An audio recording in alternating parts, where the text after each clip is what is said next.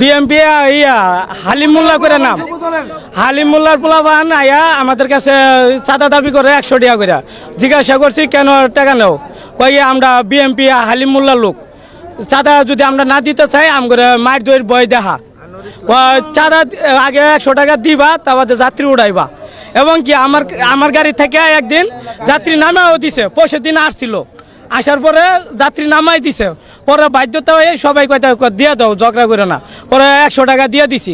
রাস্তা অবরোধ করার কারণে মূলত চাঁদাবাজ। আমাদের লাইসেন্স আছে, ড্রাইভিং লাইসেন্স, আমাদের গাড়ির কাগজপাতি আছে, তারপরেও আমাদেরকে চাঁদা দাবি করতেছে এক লোক। এরা বিএনপির যুব দলের এই নাম বেচতেছে। তারপরে পুরা গাজীপুরে অটো চলতেছে, কিন্তু আমরা গাজীপুরের ড্রাইভাররা খুব অসহায় অবস্থায় আছি।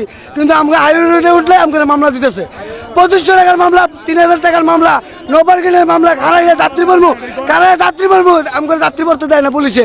দলে মামলা, দলে 500 1000, দলে 500 1000 মামলা। আমাদের আন্দোলন একটাই সত্য, আমরা রুটে গাড়ি চালাতে পারি না। আমাদের হুমকি দেখায়, মরণ হুমকি দেখায়। মেহেদি নামে একটা ছেলে, সে বলে কয় তোমাকে টাকা না দিলে তোমাদের গাড়ি চলতে দেবো না। কেন দিবে না?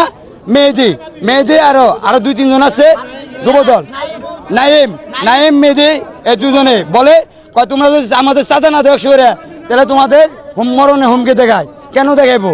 আমরা দুর্ভোগে ফেলাই যাচ্ছি না, আমরা নিজেরাই দুর্ভোগে আছি। আমরা চৌরাস্তা চাঁদা দাবি করতেছে, যুব দলের ছেলেমেয়েরা চাঁদা দাবি করতেছে, আমরা চাঁদা দিতে পারতেছি না, আমাদের ইনকাম কম, আমরা হাইওয়ে রোডে চালাইতে পারতেছি না, পুলিশ আমাদের হয়রানি করতেছে, চাঁদা দাবি করতেছে, আমাদের রেকার বিল করতেছে, আমরা আর ইনকাম করতে পারতেছি না, আমরা ছেলে মেয়ে নিয়ে চলতে পারতেছি না।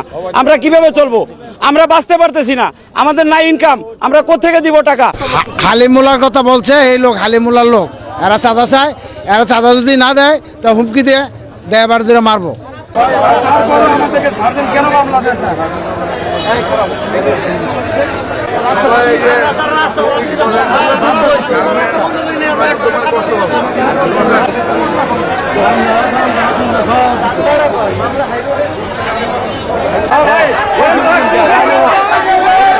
গাজীপুরে বিএনপি নেতাদের বিরুদ্ধে চাঁদাবাজের অভিযোগ এনে গাজীপুর মহাসড়ক অবরোধ করে বিক্ষোভ করছেন সিএনজি ড্রাইভাররা। তারা বলছেন বিএনপির চাঁদাবাজের বিরুদ্ধে তারা অবস্থান নিয়েছেন এবং চাঁদাবাজির অতিষ্ঠ হয়ে তারা এখন রাস্তায়